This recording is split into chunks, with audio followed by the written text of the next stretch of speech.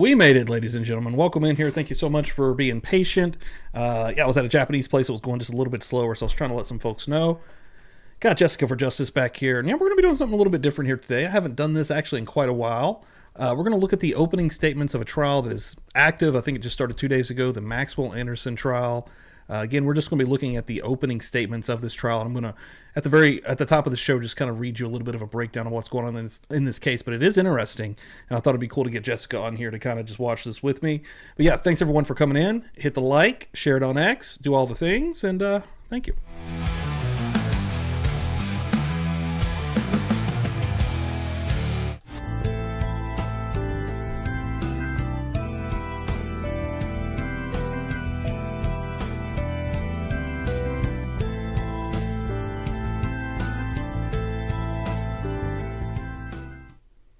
Let's rock. Hello, everybody. We have made it. Thank you so much for coming in here. I appreciate it. Like I was saying, we got a cool show here for you tonight. We're going to be again looking at the opening statements. Before we do jump into that, I do have something up here to just kind of read about the case itself. Maxwell Anderson, who is on trial here, a 34-year-old Milwaukee man, is on trial for the April 2024 killing and dismembering of 19-year-old Sade Robinson after their first date. He faces charges of first-degree intentional homicide, mutilating a corpse, hiding a corpse, and arson of property. The prosecution alleges Anderson murdered Robinson at his home, dismembered her body, and scattered her remains across Milwaukee County, with her severed leg found at Warrenmont Park and her burned car located near 30th and Lesbon. Key evidence includes surveillance footage, phone records, and items found in Anderson's home like a large axe and women's clothing, though the preliminary tests show blood in his home was not Robinson's. The defense argues that no direct DNA evidence linking Anderson to the crime, no murder weapon, no motive, emphasizing reasonable doubt. And that's where we're going to be starting off again with the openings from the prosecution and the defense. Hit the like if you've just come in here, guys. I appreciate everyone for coming through. And without further ado, let's get my guest in here. What's up, Jessika? What's what are up? You doing? Sitting here relaxing after work. I have been working 10-hour shifts this week, so I am happy to hang out with y'all. Dude, I'm excited as well. And I apologize for being just a little bit late there. I was trying to let everyone know. They were just moving a little bit slower at this spot. And I probably should have went to a place a little bit quicker, but it's okay. I think we can forgive you. Was it worth the wait? it was, yeah, dude. It was a really good really Japanese good. spot. Yes, had some sushi, had some chicken yakisoba noodles. Super good, super good. I love Japanese food. Me too. I can't think of any Asian food that I don't like. I like all of them. Yeah, I just now found the eel roll and eel sauce, and it's so freaking good. Jesus Christ. Well, I'm glad that you're expanding. I would never get away from the California roll and the shrimp tempura roll, but I was like, all right, let's give this a shot. And I was like, this is amazing. Yeah, you definitely gotta try all sorts of stuff. You gotta ask the waiters and stuff what their favorite is and try that too. And everyone in here tonight, thank you so much. I appreciate it. Chicken. It's like yakisoba noodles, but yeah, just with chicken instead of like shrimp. But you could probably have both if you'd want. Eel rolls. Oh my God. What's up, Pokemon? Coming in here. Shelly hanging out. Holly Berry. I told her I had a tequila sunrise. I've had 2 of those now, and they're delicious. Have you ever had a tequila sunrise? Yeah, tequila sunrises are good. I'm not I drink, but I don't do a whole lot of mixed drinks. Mixed drinks. Just because I'm kind of sensitive to alcohol, so sometimes I get I'm enough Irish that shouldn't happen, but it's like I get like the Asian flush. I don't know if you've heard of that, where people get like all red and it's almost like an allergic reaction to I've alcohol. seen it. I have seen that. Yeah, that happens to me. So I have to be careful with what I drink. And most of the time it's something in mixed drinks that I have a problem with. Dude, no, I get that totally. Especially with like tequila. Tequila, you have to drink good tequila, because tequila is not something that you want to cheapen out on, because it's such a strong. Like, my roommate got this really cheap bottle of tequila, and sometimes I'll take a shot of his tequila.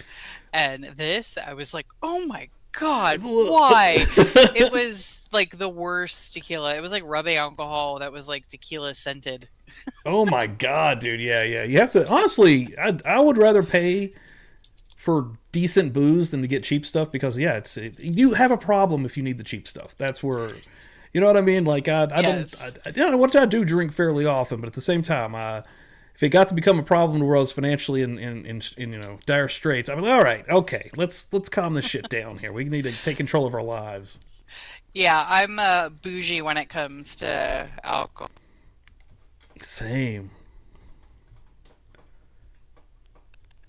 Smaller batch. Like, I don't drink wine unless it's from like Fredericksburg, which isn't too far from where I live. They're the number 2 wine destination in the world. Number 1's Napa. Oh wow. So they have really good wine, but they don't have like the sulfates and stuff because I don't have a good reaction with that. One time, Chris is my roommate, we decided to play a drinking game watching Silence of the Lambs. Oh wow, what was the rules of that? I don't remember, but I came up with them. I'm like, every time Hannibal says Clarice, or anytime this happens, and we got, what is it, Chianti? I don't know how to say it. Chianti. That wine. Got that. Oh my God, I had the worst hangover from that. It was just some store-bought stuff, and it made me never want to drink ever again. But it sounds fancy. I've never had that either. I'll have to look and see the rules for that game. We'll have to, next time we do a movie, we'll have to come up with some rules for that movie, or just come up with like some general horror movie rules. So, especially if we're gonna vote on it, dude. But, yeah. But if we have a set one, and we haven't played a drinking game in quite a while. Like, we've done that a few times, so that would be a kind of a fun bring back for a Feral Friday, actually. Yeah, like a drink, or take a hit, whatever you do, like get less sober game. Dude, yes. All right. So, and do you know a lot about this? We kind of talked about it a little bit last night, but. No, the only thing I know is the suspect and the victim. I know. I do remember the story. Like, I remember yes. it, but you kind of lost track because there's so much all the time happening. It's a horrific case from what I've read. 19 years old is so young, and he's just older. Starting out. Yes, like this has older. To be. Yeah. Like, and you were kind of talking about that last night. Like, how careful a female has to be, especially on one of these apps. You never know what might be. I don't know, dude. I'm glad that I don't have to do that. I've never actually had to participate in anything like that. It was, like, that would honestly be horrifying, and even more so if you're vulnerable and you're kind of putting yourself out there to this strange guy. Mm-hmm. That sucks. Yeah, I mean, when you are looking to meet somebody online, you don't know what kind of person that is, and I grew up in, the AOL era, and yeah. I've had the internet in my life since I was like 10 or 11, and like we used to like meet people from the chat rooms. We had these big parties, and everybody met each other in real life. And then when the dating apps came out, I've gone on quite a few dates, and you should absolutely meet somebody in a public place, in a restaurant and stuff like that, but something could happen after that, and you never know. I was stupid enough to have strangers come to my house when I was in my 20s. It makes me so grateful that my life was spared, because that can happen to anybody. It can happen to anybody, anywhere. Generally, it can happen to a man too, but the likelihood of it happening to a woman is so much higher. And this wasn't just a accident kind of thing. Like, this is absolutely horrific. This one's dark. Yeah, like if Yeah. this is the correct guy, and he was brazen enough to do something this wild through a dating app, and probably not even, I don't know how smart the guy is, can't be that smart to take into account how they can track you. You know, maybe he was just thinking the randomness of it, you know, because that is how some people get away. But it's horrifying, man. It's pretty crazy. Yeah. So yeah, let's get in here. Let's see how we start out. I think I've got it set up perfectly for the openings to go into. Oh, they said that there's an issue with the audio again, because when you said yes, then she said, "Oh shit, I spoke too soon." And no. they have a fajitas icon or emoji. Damn. Okay, I thought I had it fixed that time. Fajitas. I think I am actually going to have to get the for the next time I have a guest, the whatever the other app is. I don't even remember the name of it, honestly. But there's one that everyone uses. What do you use? I use StreamYard. I gotta get because it's StreamYard. just so fucking easy. And there's because what do you use? Streamlabs or something? I use OBS Studio and it's in OBS Ninja to bring my guest in, and I've been having issues for like a few weeks now. Yeah, me and okay, now it's okay. So it's random. So that's really tough to troubleshoot. But yeah, I was trying to do it actually Tuesday with Dan live, and yeah, I've never had any issues with StreamYard, and you can get they have a really cheap plan. You know, if you're just going to do it when you have guests, like they have a $10 a month plan. I think I'm going to have to do that. Honestly, probably even for tomorrow. Like, let me see if there's a referral. I'll look. Oh, that'd be sweet. Oh shit! Hell yeah! So I'll send it to you in the Twitter. Do it. Yeah. Twitter chat. Because I mean, that'd be good, just so I don't have that situation going on. Yes. So you haven't seen any of this opening stuff, right? I haven't seen anything. Okay, so this is going to be completely new for both of us. We just know. I think it's. I basics. did look at the time. It looks like the openings themselves go about an hour, for both. Okay. So it shouldn't be too bad. But yeah, we'll discuss and we can jump. Anytime you want me to pause, just let me know. Perfect. Let's go, all right, guys. Well, let's get into it.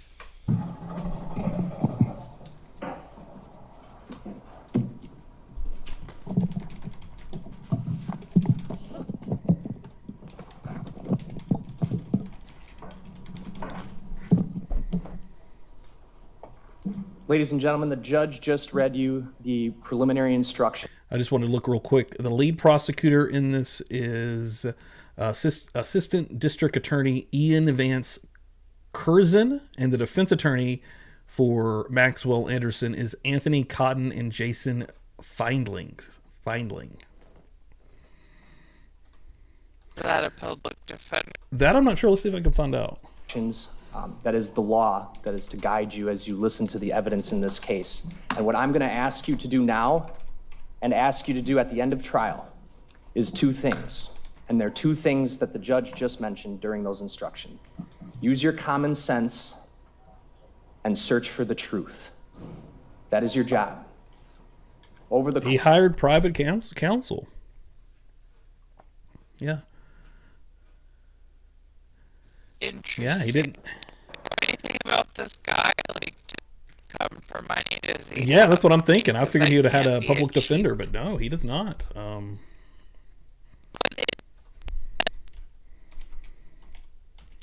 I think that's it. Yeah, from what I was kind of reading above here.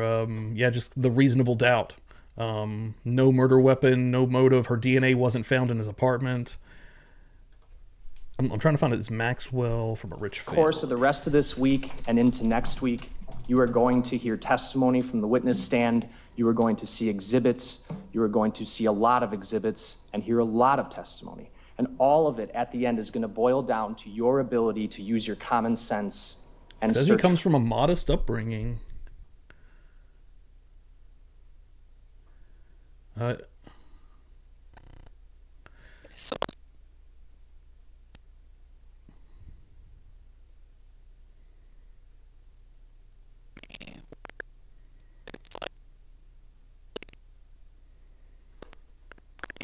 Yeah, I could see that. For the truth. Get their name out there. Your duty is to come to a fair and rational conclusion as to what the evidence shows, and that's how you do that. You apply the law given to you by the judge to the facts that you decide occurred, and decide if Maxwell Anderson is guilty of the charges brought before this court. Maxwell Anderson is charged with 4 crimes that have just been defined to you related to the disappearance and murder of 19-year-old Sade Robinson that occurred on the night of April 1st, 2024 into April 2nd, 2024. Sade Robinson was a 19-year-old young woman.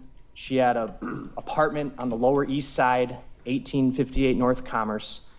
She was in school, she worked a job, she worked at Pizza Shuttle on the Lower East Side. She was everything that you would expect a 19-year-old girl to be. That day, April 1st, So young. 2024, Sade Robinson went to work at Pizza Shuttle like any other day, and she made plans to meet up with the defendant, Maxwell Anderson, that evening after work. And she wouldn't know it at the time that she left her apartment that morning, but she would never return. Sade and Maxwell Anderson met up for dinner and drinks at the Twisted Fisherman restaurant in Milwaukee. They then went to Duke's Bar on Water Street, and then they went back to Maxwell Anderson's house on the south side of Milwaukee around 9:20 in the evening on April 1st. After leaving Duke's and going to the defendant's house, Sade would never be seen alive again. That night, she was murdered by Maxwell Anderson.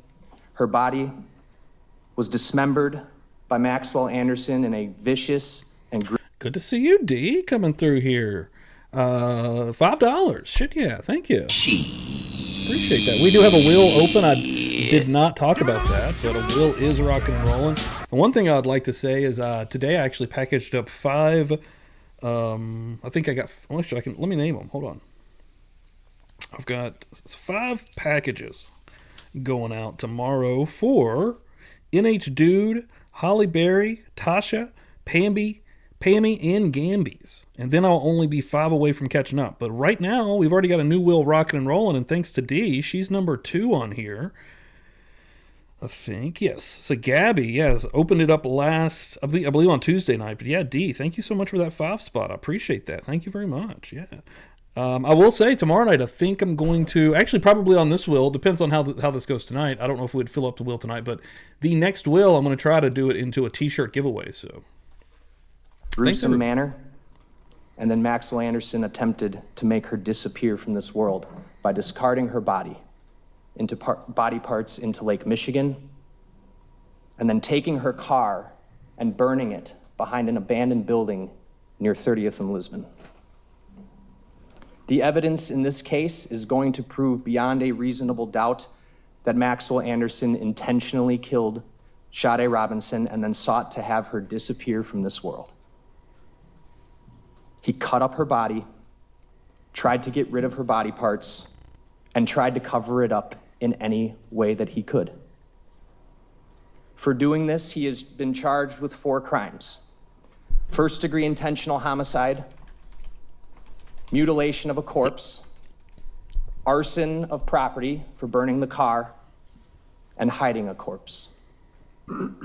This guy The evidence wild. in this case, the testimony you're going to hear, is going to be voluminous. The judge just told you you're going to be allowed to take notes throughout the course of this trial. I would strongly encourage that you do that. The reason for that is so that when you're back there deliberating at the end of this trial, you're able to look back and understand the significance of things that you heard and remember it, because there will be a lot.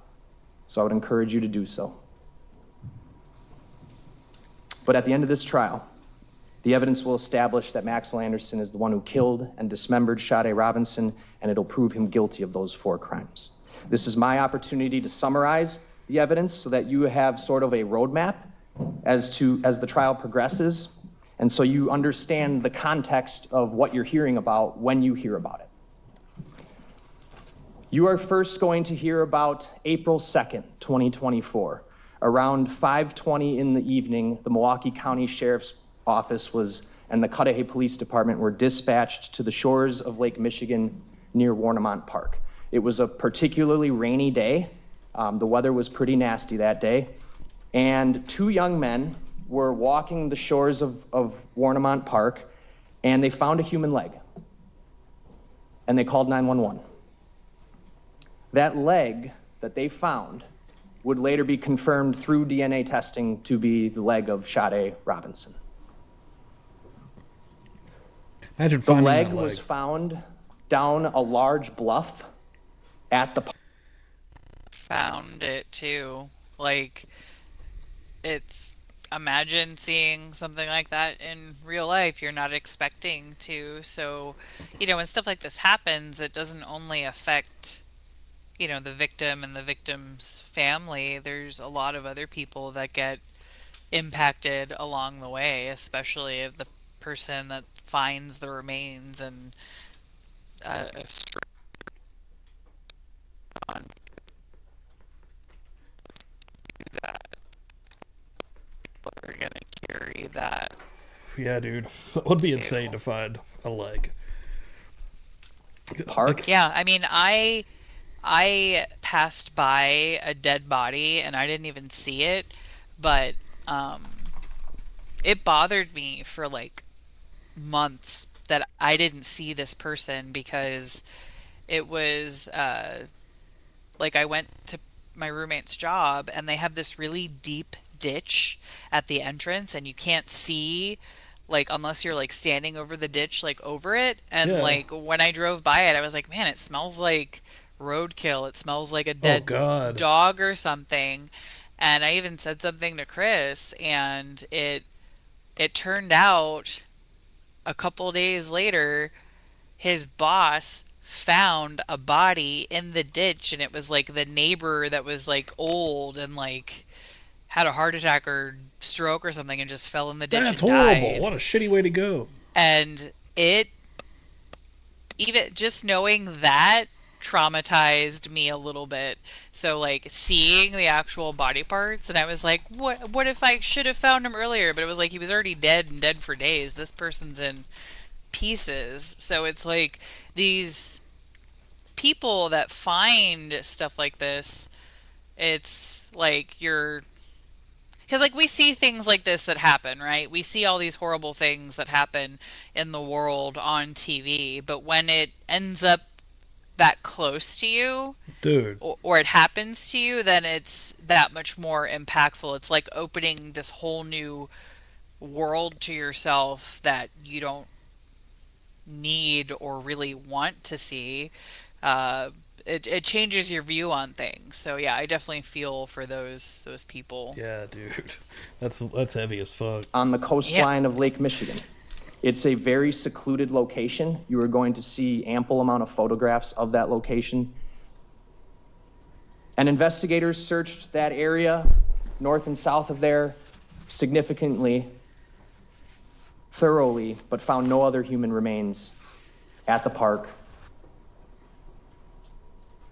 Now this park and this location is near the Just Cudahy dropping them off in random Water locations Department. to make it harder. Investigators also discovered that on April 2nd, April 1st into April 2nd, a vehicle had been used to ram the Service Gate Road near the Cudahy Water Department pump house. This is right next to, about 100 yards away from where the leg was found on the coastline.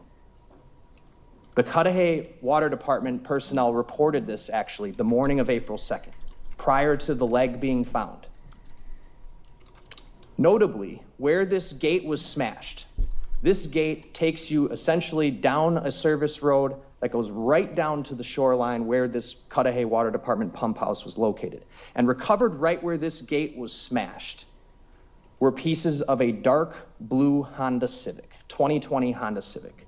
Sade Robinson had a dark blue 2020 Honda Civic. The pieces of that Honda Civic were recovered from that location. They were ultimately determined by an analyst from the state crime lab that they were not just from any Honda Civic, they were broken off of Sade Robinson's Honda Civic. Video was recovered from the Cudahy Water Department and the surrounding area. And the video showed that near the location of this gate, a dark blue vehicle, Sade Robinson's Honda Civic, entering the park and entering that service road where that gate is, at 2:53 a.m. on April 2nd.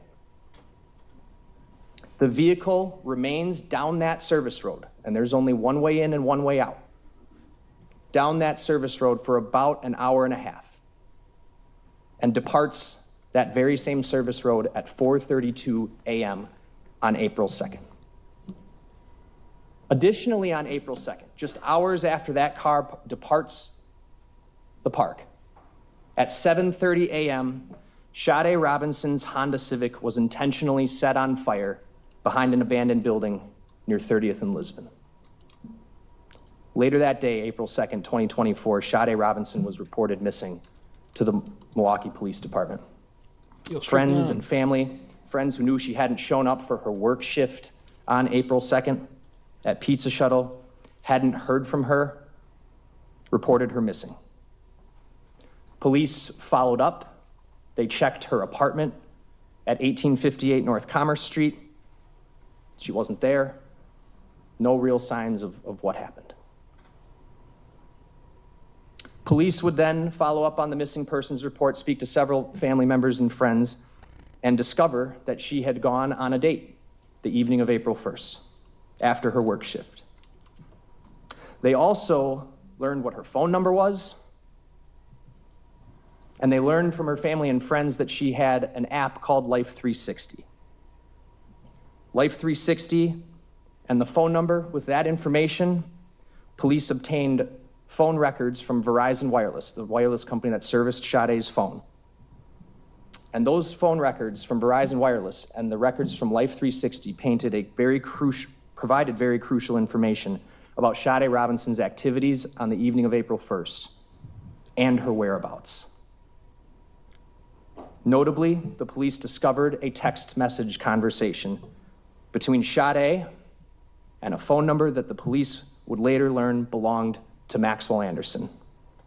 The text conversation showed that Sade and Maxwell Anderson were planning to meet at the Twisted Fisherman that evening to get food, and indeed did meet around 5:15 p.m. on April 1st.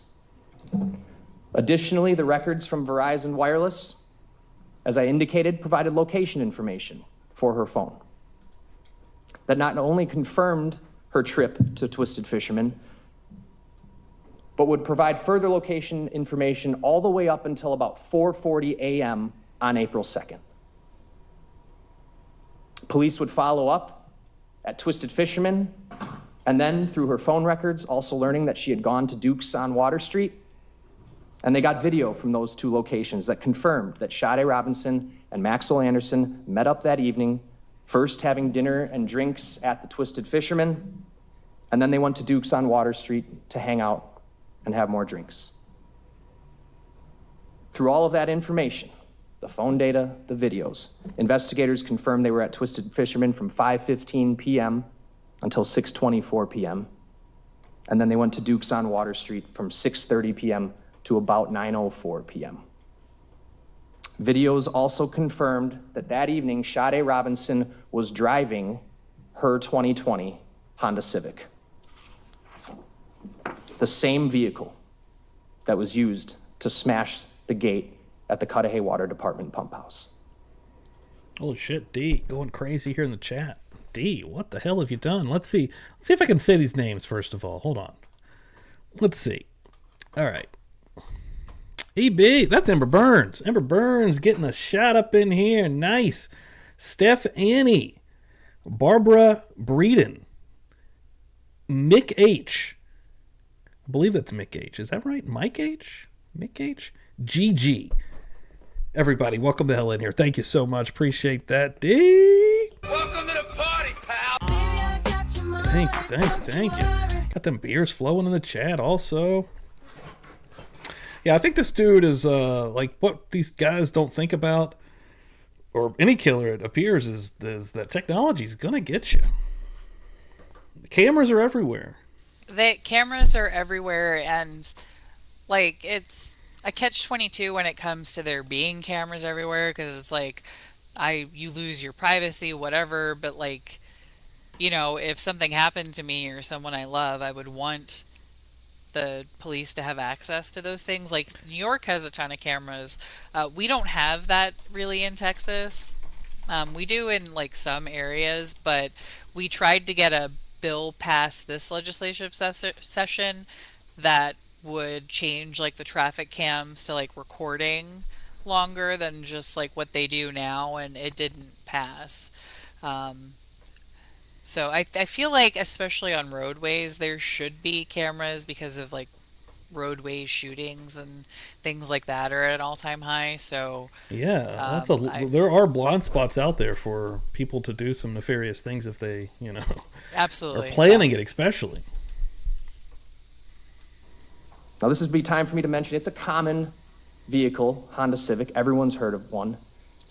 But it does have I had a distinct Honda Civic. features. Honda Civics have sort I of did distinct too. features. that are gonna be 2001 worth Honda noting. Civic. I think that's what I had. I think mine was a gold one.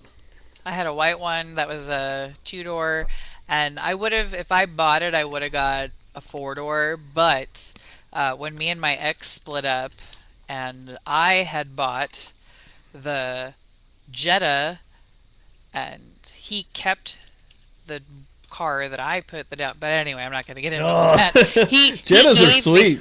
He gave me his Honda Civic. So I had a car when he took the newer car, and I was like, Son of a fine, bitch. whatever. Yeah. But that thing, I loved it, and it lasted a while. Dude, the Cavalier I had lasted a long ass time. It really did. That was a good little car. We to go run through the around evidence town in in. this case. Hers was dark This is when I was blue. in college. It had a sunroof, and particularly 2020 Oh, yeah, Honda Jessica? Civics had these Fuck yeah, getting up in here. My guest just got up in here. Let's go. Hell yeah. You know what's funny is that I was on my phone trying to do it, and it doesn't let me do it from my phone. I had to do it on the computer. It only gives me the super stickers and super chat options on my phone, which is weird. So that's they're interesting. trying to hurt And us out here. Is what they're I doing. know. Sons of bitches. Well, hell yeah. So thank you. I appreciate that. Of course, I forgot that I didn't renew. So Could get obviously, I support you. Here I am. I You might get love being a sweet guest. shirt. Might get I a love badass being shirt. a guest on here. I want a shirt. Right now, I got this shirt. I want a Publicly Buzzed shirt. So this just says support, empathy, advocacy, and community. Dude, nice. Yeah, well, you have a chance now, so that's awesome. Hell yeah. And I got a bunch of cool ones in there. unique sort of C-shaped lights in the rear, and you're going to see those. All features that are noticeable on video, which will become important. At 9:04 p.m., Sade Robinson and Maxwell Anderson left Dukes together, and they left Dukes and got into Sade Robinson's Honda Civic. Sade was driving, Maxwell Anderson was riding passenger, just the two of them. The phone location information from both Sade's phone and Maxwell Anderson's phones, as well as other surveillance videos that you'll see from downtown and the area near Maxwell Anderson's residence on the south side of Milwaukee, confirmed that they drove from Dukes on Water to Anderson's residence. They arrived at his residence around 9:24 p.m., and you will see video of Sade's car arriving at his residence, driving right by the front of his house, and then into the alley. At the exact time, her phone location information is showing her phone arriving at his residence. Uh-oh. Sade's Good old phone Maxwell. remains at Maxwell Anderson's home up until about 12:45 a.m. on April 2nd. There's a video from across the street from Maxwell Anderson's home that shows silhouettes and movement in Maxwell Anderson's residence for the intervening about 3 hours. The time she gets there, the time her phone shows that they got there, up until about 12:45 a.m. Consistent with Maxwell Anderson and Sade being there. They leave together? That video from across the street, beginning about She leave it all? 11:24 p.m., all the way up until about 12:45 a.m. on the 2nd, shows some movement beginning in the side yard near where the back door is, where he would come out and go in. That stops around 12:45 a.m. And any human movement that you can see in the upper window stops at 12:45 a.m.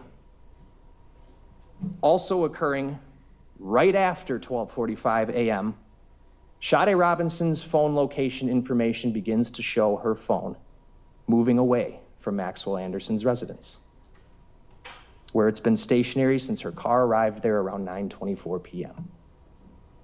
Now, this is a very crucial time in the timeline. And this is where the phone location information that investigators got from Verizon Wireless and Life 360 becomes extremely important. What occurs beginning just after 12:45 a.m. is that the victim's phone moves away from Maxwell Anderson's residence and begins to travel to various locations throughout Milwaukee County for the next few hours. And investigators were able to follow essentially a trail of videos where the victim... It's insane. So yeah, it sounds like he attacked her as soon as they got inside the apartment. Her phone didn't move again until for 3 hours, from 9:45 to 12:45 or whatever he said there. Well, I don't know if he means like moved at all or just moved location. So maybe they had fun and then he killed her. 'Cause like I've heard in other trials when they mean like actual movement of the phone, I think he means GPS, but I'm not 100% sure that's what he means. But I was wondering like what happened to her phone. Yeah, that's kind of how I took it. But then, yeah, that makes sense as well. But then immediately after leaving, going to different locations and presumably dropping body part. You know what, dude? I mean, for him to cut up her body, I would say that would have taken about the 3 hours, though. I mean, I have no idea. I can't even fathom. I'm only taking that from like the Dahmer stuff that we watched. I've never even butchered any animal. Like I can't. If I try to even think about it, like I can't even picture like how difficult that would be, and you would Dahmer have to talks have some about pretty how it's strong. very hard. Like it's a lot of work. Ew, it's just like it's such a horrible thing to do, and like be able to go through that whole process and like not get sick, and like just like there has to be something really, really wrong with you to do that to another human. Yeah, and it's like, did he just happen to have these things at his home to be able to do that? Because I don't know that I have anything that I'd be able to do that here with. I have some good knives, but I'm not that strong. Yeah, with a knife it would be even harder. And well, we did read that he had an axe. That probably would be a little bit better. Just, that's morbid, but it's the truth. Like you get a big swing on it. And if you got hurt in the bathtub, which I'd imagine is where you would do that. Yeah. So did he plan this in advance? And I do want to know if they found any kind of, there's no DNA, I don't think. So I was going to say, right. Do we know if he raped her? But I would, because which it does happen, right? There are people that just murder to murder, but yes, a lot of times it's for the sexual purpose, and then right.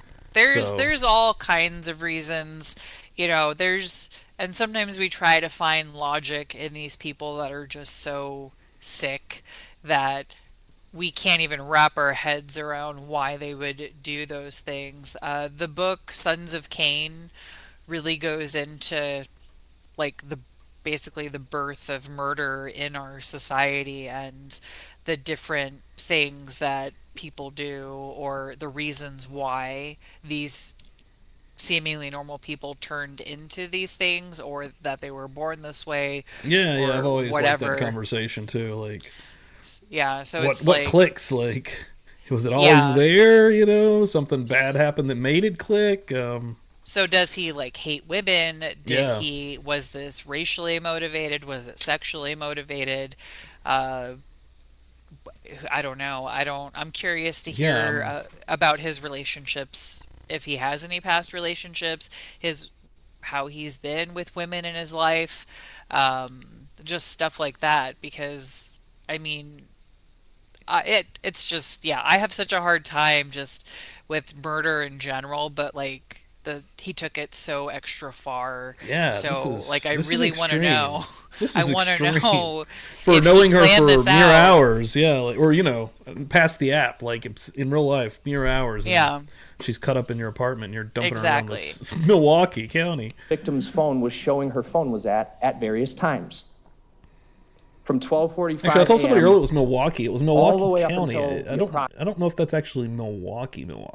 Hold on, where is approximate this? time her phone goes off the wireless network at 4:40 a.m. This is the time where that unique look of that Honda Civic is going to come into play for you all. You will see investigators Okay, follow yeah, it's still Milwaukee, Wisconsin. where Sade's phone appeared to travel to and recovered videos around the county confirming that her car was traveling in those exact areas at those exact same times. So when the phone starts moving away from her residence just after 12:45 a.m., the records show her car driving northbound near 35th Street. Videos pick her car up driving in that exact direction. The phone then ends up downtown around 1 a.m. A camera downtown that actually is a license plate reader camera captures her plate downtown just after 1 a.m. The phone then travels up into the River West neighborhood where it remains until about 2 a.m. where cameras capture it again. It then leaves River West and heads westbound down Capitol Drive just after 2 a.m. where cameras catch it again. It then doubles back eastbound on Capitol Drive where cameras catch it again.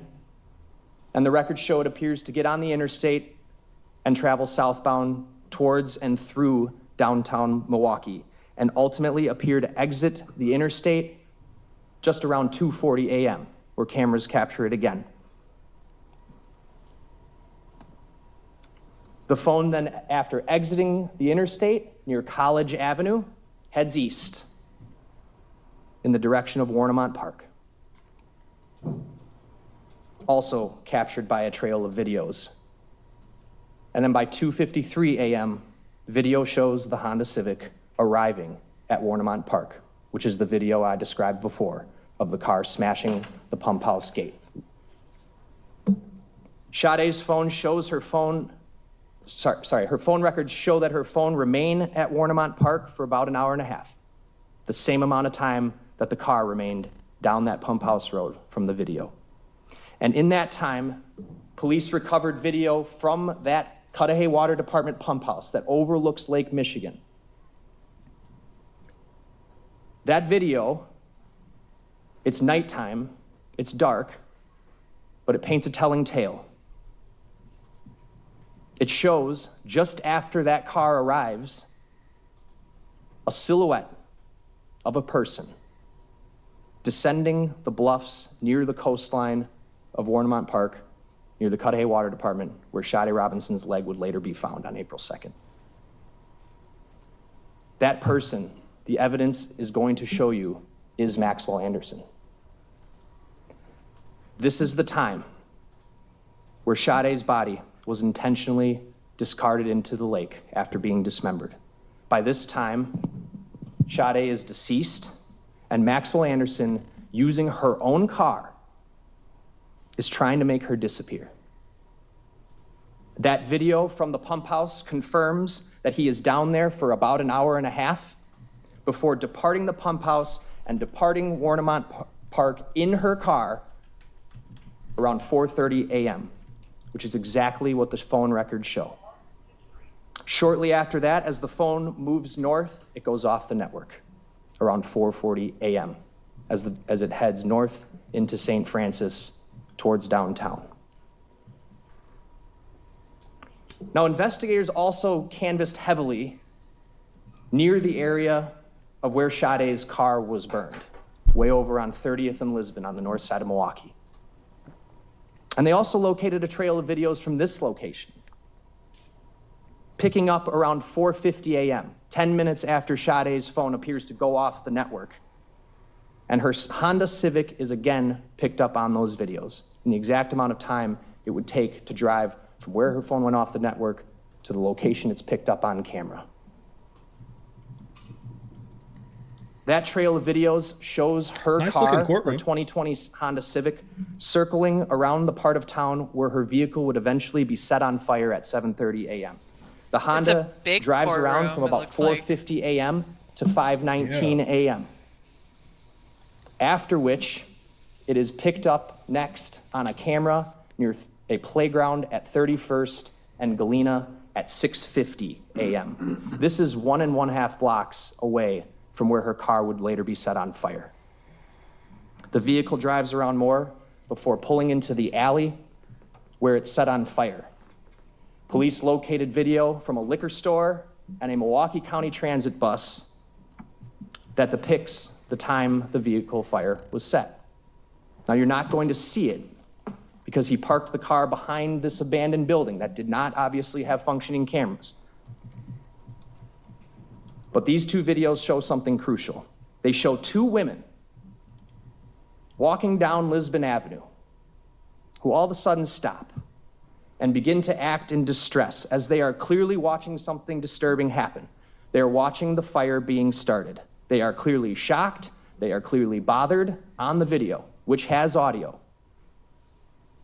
And right after they see this, a white male walks away from the area where the fire was set as one woman points at him and yells to the passing traffic, "He did that, call the fire department." You will see this white male on video. You will see the distinct clothing he's wearing as he's walking away from Sade's burning vehicle. He's got a dark gray hooded top. He's got dark pants, shoes with white soles, and he's wearing a large camouflaged backpack that appears to be very full. Police are able to follow an additional trail of videos of this person, the person walking away from her burning car. That trail of videos will show you that the person who lit Sade's car on fire at 7:30 a.m. boarded a Milwaukee County Transit bus on 35th and Lisbon at 8:12 a.m. And when that person gets on the bus, you will see their face clear as day on the bus camera video. Oh, wow. It is Maxwell Anderson. No DNA needed. Jesus Christ. Like, This they is- have this the is a lot of whole what- fucking map. This is honestly like a lot of what I think is going to happen with Koberger. I think we're going to be able to watch and track him, and they're going to be able to put it with Tom, and it's going to make sense. Like that, like there's cameras every fucking where's. Every building has a camera. Every house has a camera. Yeah, I have Dude. multiple cameras. Bro, like so it's insane. What an idiot. thank People are God fucking- they have all this evidence, Right. because I mean, without DNA, if they didn't have all this other stuff, yeah, it would be a lot harder to convince, and then people be like, well, you don't, it's reasonable doubt, blah, blah, blah, blah. Because, I mean, if it's pretty convincing and the family thinks that they did it, I'm like, cool, I'm on the Yeah. family side. Dude, if I they- support them. Guilty. But like this, like, they I don't know. follow. They follow this dude, and you watch every movement, and you see him earlier in the night, and you put that with the time stamps of the phone, and then you have him getting on a bus after following the entire way, and you get a shot of his face. Fucking fuck. Like, oh my God. Guilty. I knew that's where they were going as soon as they said that he got on the He bus, then and takes the fucking bus good. southbound on 35th Street and gets off the bus just blocks from his house. You will see that same vehicle, or that same video from across the street from his house that I mentioned before, showing him walking in his back door at 4:30 a.m., or excuse me, 8:43 a.m., right after he gets off the bus. These videos will prove that Maxwell Anderson lit Sade's car on fire, that no one else was with him. He did it behind an abandoned building in a part of town far from his home. Now, you're also going to hear that when police saturated the area, as well as family and friends who were not giving up on trying to figure out what happened to Sade, saturated the area where the car was burned, looking for any clues as to what happened to her. What's up, Laura? During these searches, family, friends, and police found Sade Robinson's other leg and other foot scattered and severed into pieces near that playground at 31st and Galena, just a block and a half away from where her At car a was set on fire. fucking playground.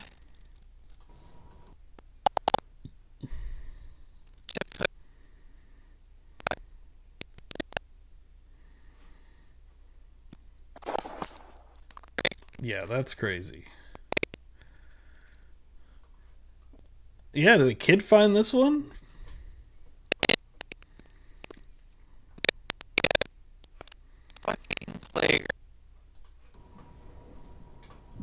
You will then hear that on April 18th, Sade's torso was discovered, having washed ashore on Lake Michigan in South Milwaukee. Sade's head had been intentionally cut off of her torso. Both of her legs intentionally severed from her torso. Her right arm intentionally severed from her torso. Her right breast intentionally cut off her torso. The torso was seriously decomposed, but identifying features confirmed it to be Sade. On May 11th, 2024, Sade's right arm was discovered having washed ashore on the shores of Waukegan, Illinois, severely decomposed. You will unfortunately see images of these body parts which make it clear that Maxwell Anderson intentionally decapitated Sade Robinson, intentionally cut off both of her legs, cut off her left arm, intentionally cut off her right breast, which has never been found, and intentionally cut off her head to date, which is still missing and has never been recovered. What the fuck? Why? Like, While I wonder horribly why the gruesome, right this will show breast you separately. the intent behind what happened to Sade and Gail? the intent Welcome in. behind making sure she was disposed of from this Yeah, world. I know, Gail. By April 4th, Maxwell Anderson was arrested by the Milwaukee County Sheriff's Office, and you are going to hear that his cell phone was recovered from him. Confirmed to be the same phone that Sade was texting on April 1st, the last text conversation Sade would ever have. Police searched Maxwell Anderson's phone. They searched his residence, trying in any way to learn more information about what happened to Sade.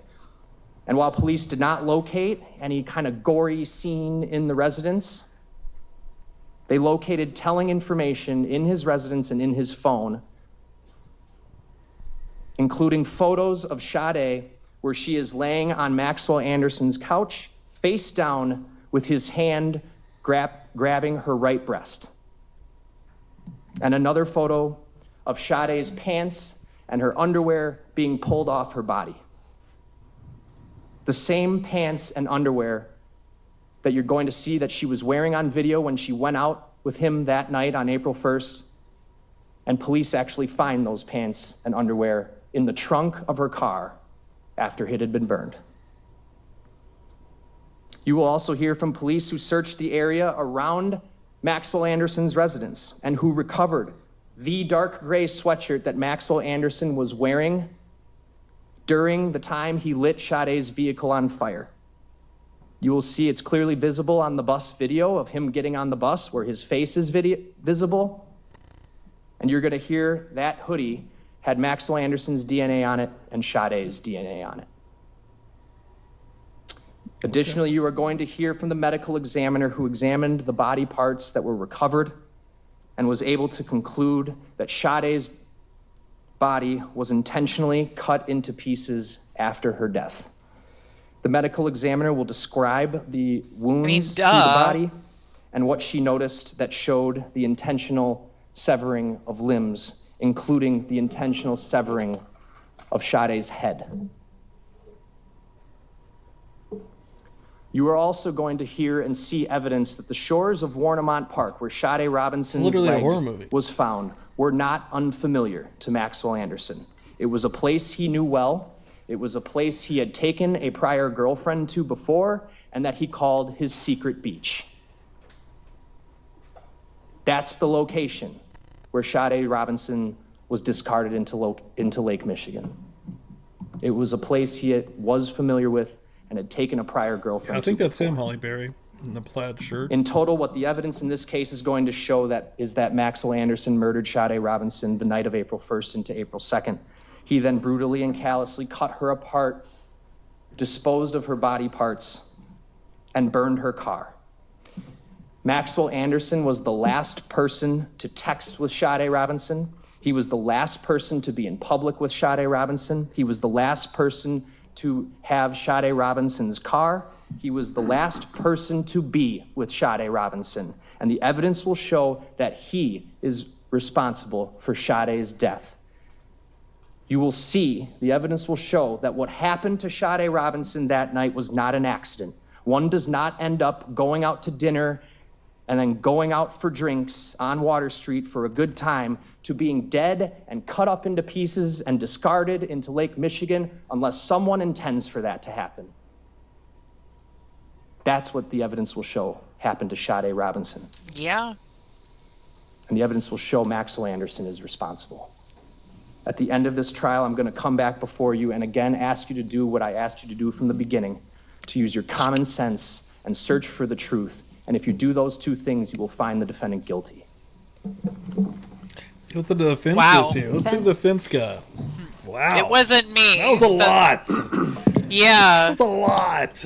I mean, if they have all that evidence, why the fuck are you going to trial? This What is crazy. What is the defense going to be with that? Insane? It's either I'm insane. He looks kind of crazy. That's what he's kind of going for, right? The way he's kind of like looking. Somebody said it in the chat, looking confused. Or it wasn't me because, like he said, it definitely wasn't an accident. Didn't try to make it look like an accident. Didn't try that angle at all whatsoever.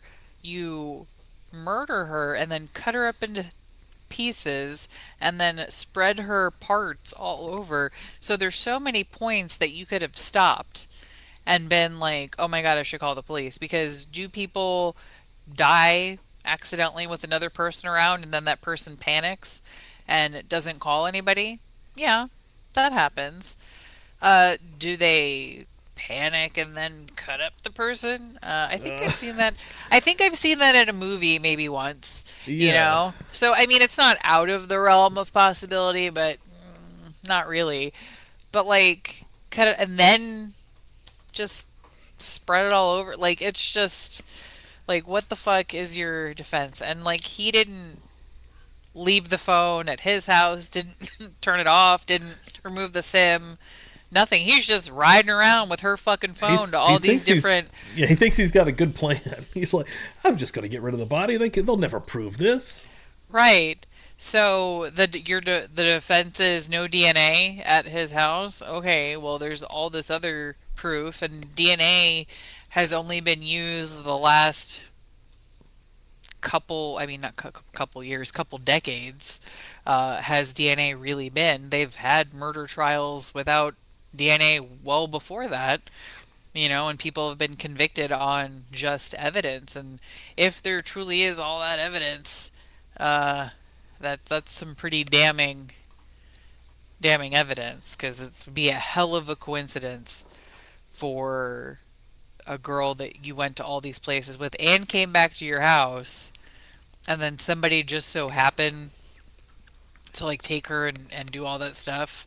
Yeah, And like she's when leaving. you were and she just ran into identified yeah, like with the car and then getting on a bus. that's what I'm waiting for. Yeah, all that surveillance is gonna nail it home. Like, you know, that's craziness.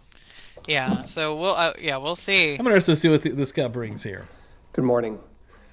The state looks very began by dapper. using the phrase common sense. You heard it yesterday during jury selection, and you heard it again today in the state's opening. And they're using the phrase common sense because they want you to ignore the mountain of reasonable doubt that exists in this case. I want to start by telling you guys that much of what A Mr. mountain? Vance-Curzan just talked to you about, we don't dispute. So a lot of this trial isn't in dispute. The timeline, the fact that Max met Sade, Max had met her, went on a date with her, that they went to the Twisted Fisherman, that they went to Duke's, that they were out together that night, that they went back to Max's house, none of that is in dispute. The fact that body parts wash up at Warrimont Park, the fact that body parts are found at 31st and Galena, the fact that those body parts belong to Sade, nobody here is disputing any of that. It's horrible what happened to Sade. It's horrible. Nobody deserved that. And what the state wants you to do is use the emotion of that along with this phrase like common sense and use that emotion to convict Mr. Anderson. But I implore you in this trial, your most important job I is... so see that, and I hear it. He sort of even sounds like Ryan Reynolds in a weird way. Ryan Reynolds. I'm still okay. Let's see what the fuck he's gonna say, because he's And- like, "Yep, don't dispute anything yet." And CH, no, he's got some better lawyers than public defenders. He's got 2 lawyers, apparently. I did a little Gronk search, and they're paying for these dudes. Jurors is to study the evidence closely that's introduced by the district attorney's office. We have no burden of proof. Max is not required to prove anything. The entire burden lies here and rests here entirely on the district attorney's office. And it's the highest burden in the land to marshal together, to put together enough evidence to bring to you to show that Max killed Sade. Is this his Dude, he defense? even sounds like him. I can't. There are a few pieces of evidence that the state will rely heavily on. Max near the scene of the car, Max when it's burning, Max being the last person that to go on a date with Sade. And, Interested about that. frankly, We don't dispute it. He went on a date. They went to the Twisted Fisherman. They had some drinks. You know, he came back to his apartment. Shit, maybe he did burn the car. Doesn't mean he killed her. And her car was just going to all these different places with her phone. Maybe he and then, borrowed the car. Maybe she God, went walking and somebody kidnapped her. Maybe. So I just took some kava. So kava's an herb, and it's known to like help relax and with stress. I was like, let me take some of this shit because it's gonna stress me out, and like I already feel my blood pressure lowering. Hiring. No, hold on one second. Oh, you're good. Why law enforcement zeroed in on Max. You are going to hear that the amount of law enforcement resources that were spent on this case by the Sheriff's Department, the Milwaukee Police Department, the FBI. Dude, this is Ron Reynolds. This is T.W. Ron Reynolds. Case, I can't. I think is probably unparalleled in Milwaukee history. He even looks like him. The amount of money and time and effort that was. Dude, he even looks like Ron Reynolds. Like, it's tripping me out. Department, the FBI. Look at him. Look at him right here. Case, by the Sheriff's Department, the Milwaukee Police Department. Right here. It's like Bizarro World Ron Reynolds. It's like if Ron Reynolds never had any muscle, never, like he's a scrawny Ron Reynolds. The amount of resources that were spent on this case, I think is probably unparalleled in Milwaukee history. The amount of money and time and effort that was put into collecting video evidence, to searching Maxwell's home, to interviewing coworkers, that's what the jury's interviewing thinking. people that might know him, an immense investigation. And the state knows that there are serious holes in their case. They know it. They know that there's reasonable doubt, and that's why they're coming at you with this phrase like common sense. So let's talk about that. Let's talk about it. Yes, there is absolutely no I'll reason for Max to commit a crime like this.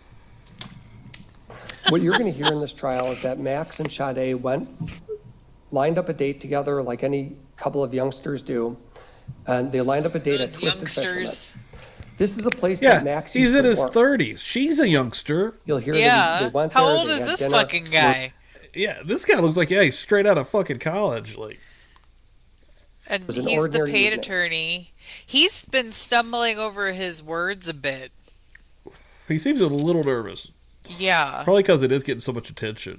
Like Court TV is talking about it and stuff. From Twisted Fisherman, as the state just told you, they went to Duke's. This is another place where Max is known. There was no secret place that Max took Sade that night, nowhere that anybody wouldn't have known him or recognized him. These are former places he worked and coworkers that he interacted with. And what I didn't hear was the theory of why Max did this, how Max did this, but I think what I heard in opening just now is that Max must have done this at his home. That seems to be the theory. Okay. Max brought Sade back to his home and killed her. Why?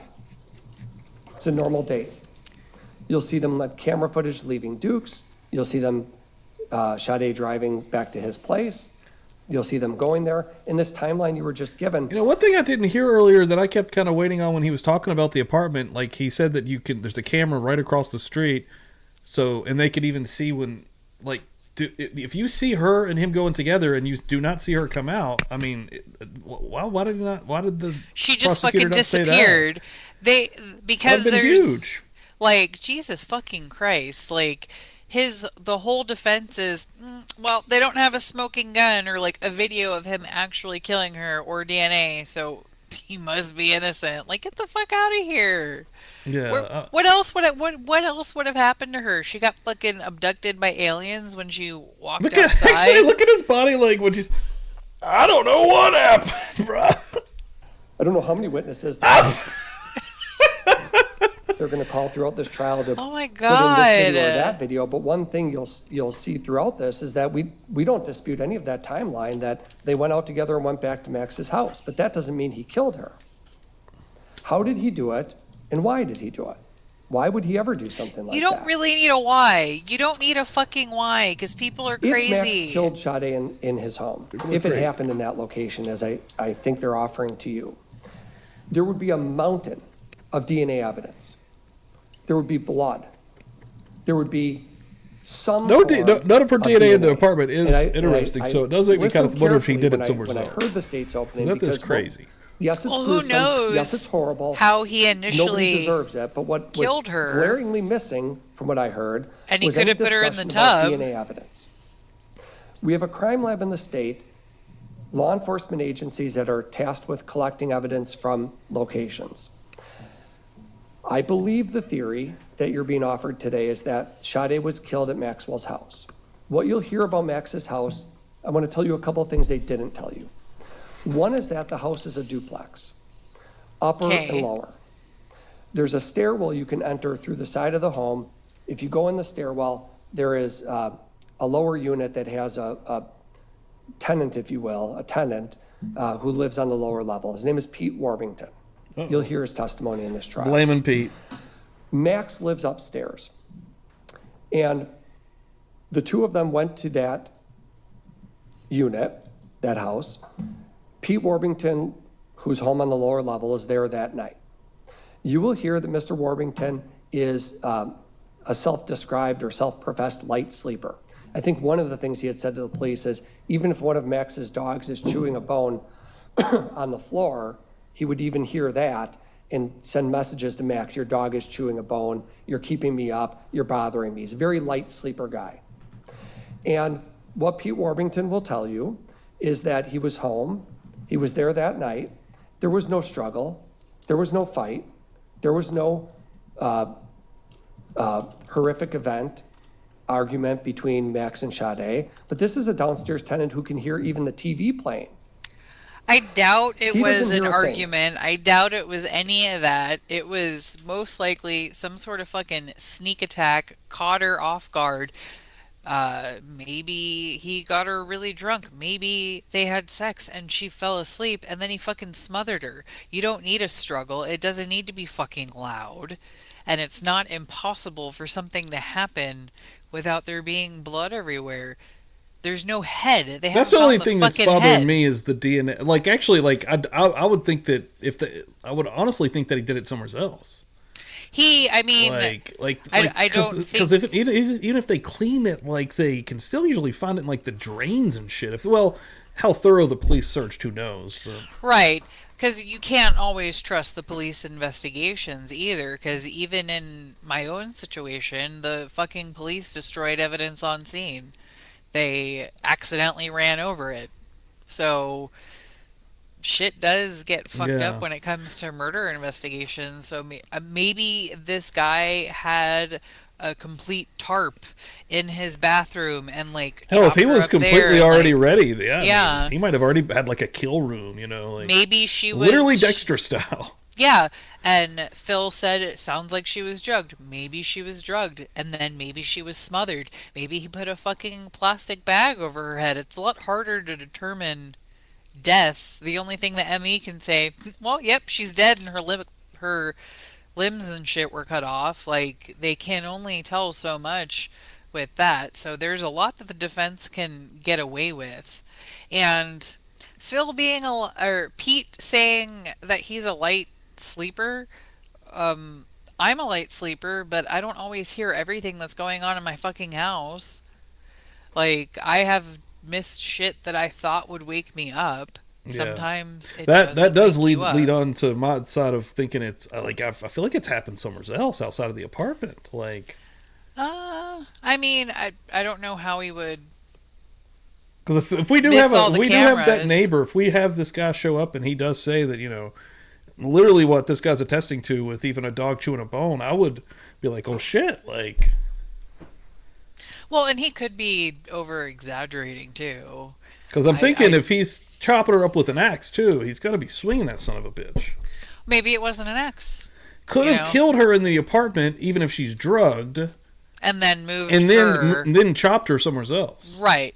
That could have Because he happened, definitely, I think that he definitely killed her there at the very least, because she never left that house. So where did she go? Like, what are they going to tell us with that? That she snuck out, and the cameras just didn't have. She happened to pick her up. Yeah. Cameras are going to be incredibly important in this one. So yeah, and I'm like getting all worked up. I'm like, give us something better. Fucking, like, just because they have all of this evidence doesn't mean he's guilty. Well, it certainly doesn't mean he's innocent either. Yeah, like that prosecutor did a really good job Nothing. with that. No struggle, no indication whatsoever that a murder is happening or happened upstairs. There is a common basement they share, but many of you can picture the type of home I'm describing, I'm sure. You walk in the door and it's a small stairwell that goes upstairs. So presumably their theory is that Max killed Sade upstairs. They didn't say it, they're suggesting the home, but upstairs, or maybe the basement is their theory. Either way, law enforcement pulled everything from that home. They searched it not once, but twice, 2 separate searches. You will also hear, by the way, that because of the publicity this case generated, other people had access to that home. Social justice people who were riled up online, who showed up at the home, entered, put up banners, entered the home, had access to the area. You'll hear about that too. But law enforcement, for sure, searched the home twice. They didn't find a murder weapon. What weapon was used to kill Sade? They didn't find any of Sade's blood with all the samples they took throughout that entire house. They didn't find her murder Every weapon. comforter, Well, they didn't bed find her sheet, fucking head either. tabletop, wall, none of it has Sade's DNA. Jessica's getting worked up Blood now. or DNA. And then I think the theory is that Max drove Sade's car and dismembered her. That Max did that. With what instruments? And you'll hear from medical examiners in this case that at least one medical examiner who will testify about the sheer force that would be required to remove human limbs. That's no easy task. It's not the kind of thing that you do with a little Swiss Army knife. It's the kind of thing that you do with things like bone saws that they use in autopsies, no evidence of which Max has ever been in possession of or ever researched anything.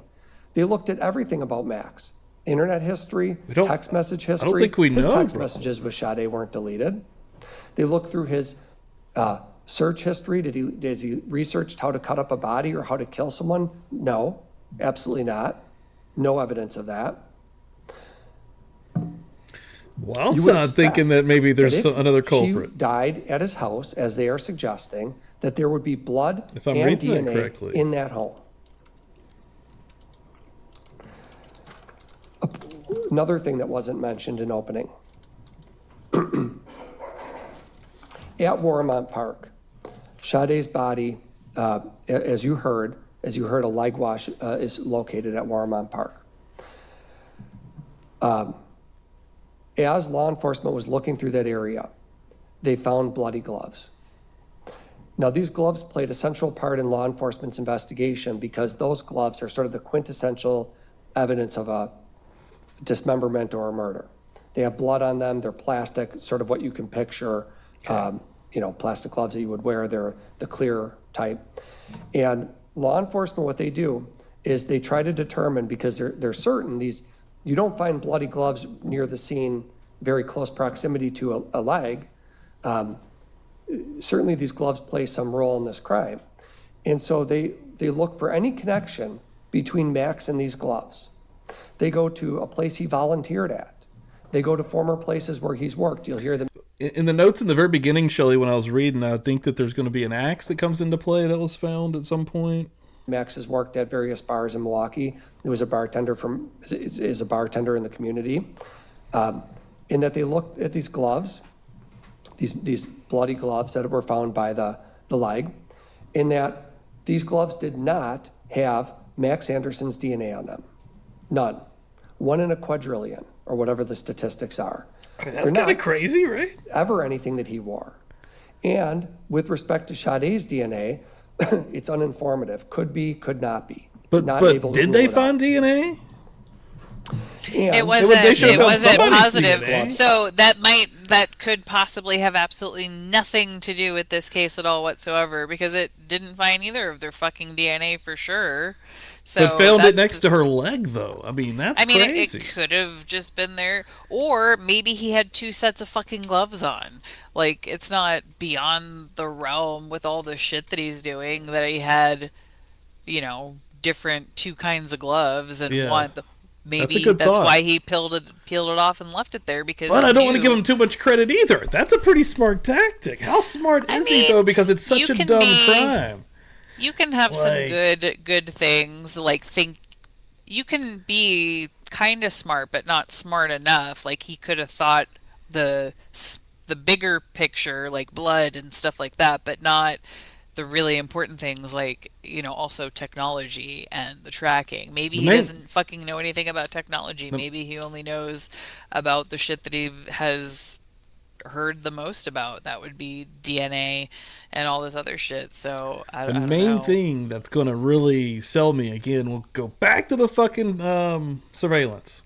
If they have him, if they follow him along the way, I mean, that's how you make it. Ever connect to Max, ever. And that's now, wild. Person I mean, that would make me believe that he's planned it out. Match with the place he volunteered He's fucked it up horribly, but actually did have a plan. Kitchens that he's worked at, no connection. Like we talked about, maybe a kill room. The double glove thing's a pretty good fucking idea. We know That's crazy. The car is lit on fire near 30th and Lisbon, or 31st and Lisbon, and you'll do with that what you will. Interesting. I'll say this. The question is going to be, did Max light that car on fire? That's how you get to guilty or not guilty on the arson. Was Max the one? Sounds like they're going to be able to prove that, but I don't know if we should maybe get away from that. I find it interesting, and I hope you will too. I mean, when we I look would at have to DNA see evidence it, and we but think about the importance of that type of evidence, the reason why it's so crucial is because we know from our human experiences that people can be wrong. We know people can be mistaken. We know that people can believe they saw something when they didn't see something. So I'm going to ask you, all of you, to implore you, study the evidence closely. When you're done with this trial and you take this back in the jury room, study everything very, very closely with a fine-tooth comb. Because eyewitnesses can be wrong, but the way we either prove or disprove it is we collect DNA swabs, I would like to have and we some more send things history to a on this, crime too. lab, and we test them to Guess see, we'll get maybe some does of this that. link the Some of person these to an witnesses, item? maybe. There is no accelerant or flammable liquid that connects to Max, nothing from his clothes where they can say, oh, this jacket he wore had gasoline or lighter fluid on it. But most significantly, they swabbed the exterior door handle of Sade Robinson's car. Her DNA is on her exterior door handle. Max's DNA is not. This is the same car that is burning in that area of 31st and Lisbon. And a person can be, we know from jury selection, in the wrong place at the wrong time. So what of all this video evidence that you just heard about in opening? That there's, and I told you as well, hundreds of hours of video footage that's pulled from Capitol Drive, Lisbon. Interestingly, you will hear, as Mr. Vance-Curzan just told you, that when Sade left Max's house, her car actually went to Commerce Street in the Lower East Side, actually right past where she lives. You'll hear that. But what's important about the video evidence, all the footage that they pulled from every, and you'll learn a lot in this trial, the amount of cameras as you can imagine exist, double it or triple it, what you might think is out there. Pull cams that the Milwaukee Police Department keeps throughout the city. Ring doorbells you'd never know are hidden in a certain spot. Convenience stores that have a camera on the side. All of this video, all the hundreds of hours of video of when Sade's and I say 100-hour collectively because what you're talking about is all these videos that go back hours and they examine all of them. Not one time on any of the video footage do you ever see Max Anderson driving Sade Robinson's Civic, ever. You can see the car, but you can't see the person, is what you're saying. Who's driving this vehicle. So it could be anybody. Okay. You're getting nowhere with that one. His phone never leaves his house after Sade goes home. And it just so happened to catch him walking away from the car and getting on a bus in the same area. Why is he getting worst luck ever from being followed from the arson? That's huge. Perhaps changes in one's appearance. Perhaps they flee town. Perhaps they're acting different and nervous and unusual at work. Nothing changed with Max Anderson's routine after he and Sade had their date together. Continued to go to work. You'll hear from coworkers that proves nothing. Managers and coworkers that saw him. He continued going to his jobs. He didn't change his appearance. He didn't cut his hair. He didn't concoct some plan to leave town. He didn't try to talk to Probably the didn't think he was going to get caught. Stories. He's like, I killed I killed this. He wasn't responsible for any of this. There would be no reason for him to do those things. And when law enforcement did their investigation and began looking into things and looking for I would be the worst DNA, fucking juror. Like, I could not sit in court and fucking listen to this. My face would just be like, and I hate when people like drag things out. Like, sir, I don't need 15 of examples of where the fuck cameras are. There's a lot of yeah. Me. Don't give me the extra. He is drawing it information. out a little bit. There's a lot of information. It's like in the gloves. Yes, I hate that. The so white gloves, don't like the clear that. gloves. Yeah, they were gloves. Did I mention he had gloves? Like, yeah, and he's like trying to give the jury like way too much information, and he's probably doing that intentionally to confuse them. But yeah, I'm getting all sorts. How much longer is this? I don't know how. It shouldn't be too much longer. Like both of them was about an hour. I would say it shouldn't be that much longer. On video driving her car, of just they were presented with the inescapable fact that all of it excludes him. And that's why you hear a phrase like common sense in voir dire and now. And I'm not telling you to ignore common sense. To be clear, not what we're saying. But when they emphasize a phrase like search for the truth, use common sense, it's at the exclusion of an equally, if not more important phrase, proof beyond a reasonable doubt. Justice sometimes is hard to administer. Finding Max Anderson not guilty because there is reasonable doubt is your duty, as hard as that can be in cases where we know that they're particularly gruesome. But Max had nothing to do with these crimes. And the law says it's not enough for him to look guilty or maybe be guilty, or there's a few bad things that look bad. They have to prove it beyond a reasonable doubt. Guilty. And when you, as jurors, start to go into the jury room and examine these pieces of evidence, you will be confronted with nothing but reasonable doubt, and your duty is to return a not guilty verdict. Thank you. Okay, at this point, we're going to pass out notebooks to you. He definitely didn't do put your number on the as much as I was so that hoping. we know to return it to. No, that was a bullshit defense. I do think it's crazy that there's, that the lack of DNA is insane to me. But I think you've killed her there and then done the dirty work elsewhere.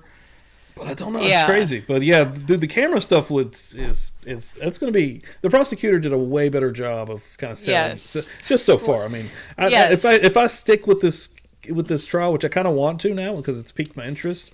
I want to see how much deeper. I want to learn more about this guy Maxwell, and from past. They said a previous girlfriend there. I'd like to hear from her. I'd like to hear some other stuff. I want to hear more about him and how he is, because the defense. Oh, he didn't change how he was. Whatever. It's going to take a lot to make me not believe that the guy she went out with killers. the night before, they ended up at his apartment, and then following him through the cameras to the arson is not. That's going to be hard at this point to if that's what we're seeing on camera. Yeah. I don't know. I mean, that's going to be hard to get around for old dude. But if he is a part of a giant conspiracy in his apartment complex and somebody seeing the opportune moment to kidnap and rape a girl. Yeah, the chances of that are like so like with all this other stuff, if the other stuff's state already can if bring they all didn't that have out. the other stuff. Yeah. If there was a lack of DNA and not the camera stuff I'm already hearing about, I'd be like, I would entertain it, but it's hard to even entertain that. Right, because there's just so much. Because like when the prosecution, they just kept going and going and going, and I was like, okay, why the fuck are you even going to trial?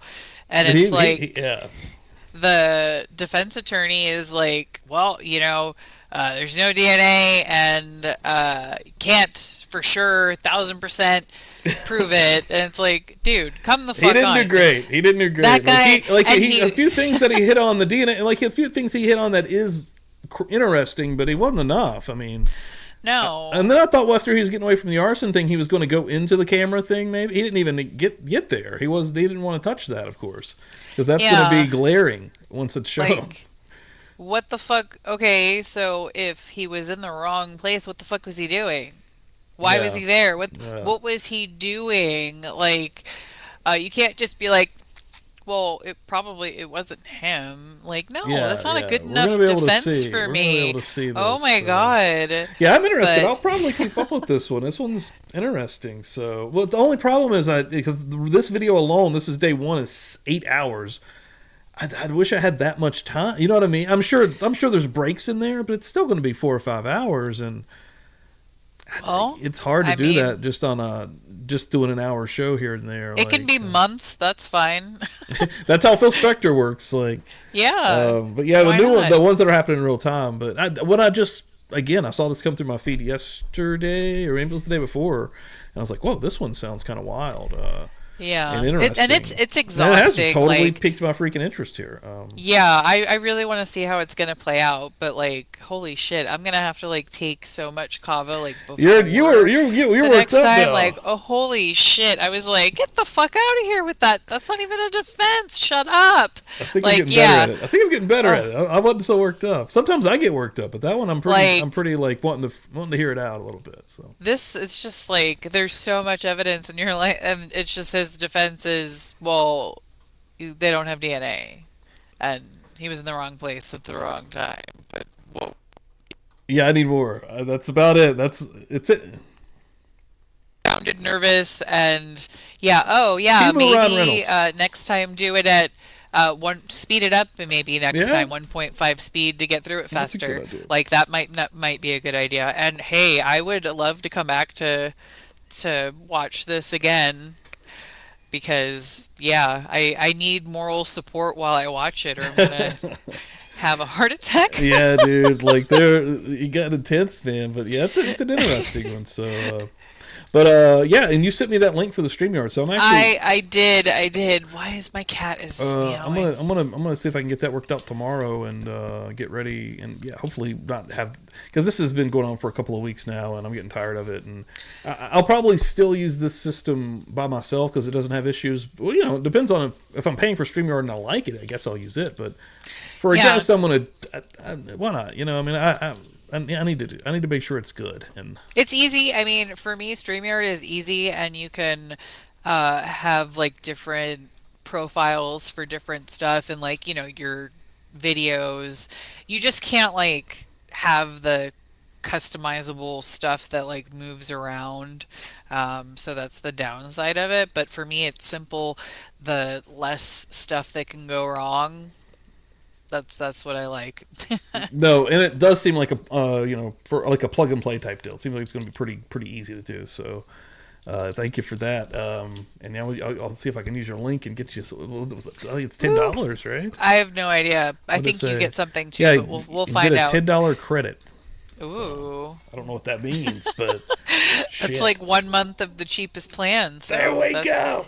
There we go. Dude, everybody came through here tonight. Dee, thank you so much for remembering up a bunch of new folks that have an opportunity to see the book club if they want to. We didn't have a book club this week because of the holiday weekend. My Tuesday was a Monday this week, and it was absolutely insane at my work, so I didn't have time to get those chapters in. But I should be able to do it this week. If not this weekend, I might try to do it early. Just so that doesn't happen again. But yeah, Jessica, this has been freaking awesome. And yeah, we'll definitely have you back, and maybe we'll keep on doing this one if we can work it out. Because, man, my interest is peaked. So yeah, and like I said, I need the moral support if I'm going to watch this. Definitely. Yeah, and tomorrow night, everybody come through. We're going to be watching Hollywood Chainsaw Hookers tomorrow night. Ooh. 1988, I believe, 87 or 88. Fred Olen Ray, same director that did Evil Tunes. The night that we watched that absolute maniac of a movie. And I got The Glare coming on. So hopefully it'll be fun. It should be interesting. And we'll see what's up. See if I can get StreamYard working before then. But everyone, thank you so much. Jessica, thank you. Let's go into Friday and kick its ass. Let's go, everybody. Thank you. Boom. Bye. This hurts.